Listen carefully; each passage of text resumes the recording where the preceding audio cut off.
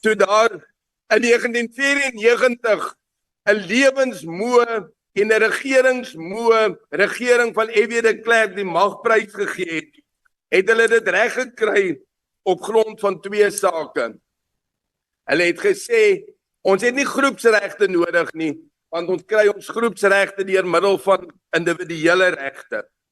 En hulle het gesê, gemeenskappe sal die bestuur kry oor hulle eie skole.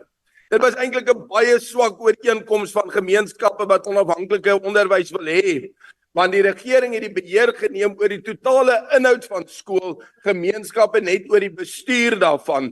Met ander woorde, met uiters doeltreffende bestuur is ANC propaganda in skole gedoseer vir die afgelope 30 jaar. Maar nou selfs daardie toegewing wil die ANC nou terugtrek. Die ANC het nie nou te doen met die geslag van 94 wat lewensmoeg en regeringsmoeg was nie. Daar het 'n nuwe geslag opgestaan oor die laaste 30 jaar wat moeg is om tweede viool te speel en wat aandring op hulle regte as kultuurgroepe.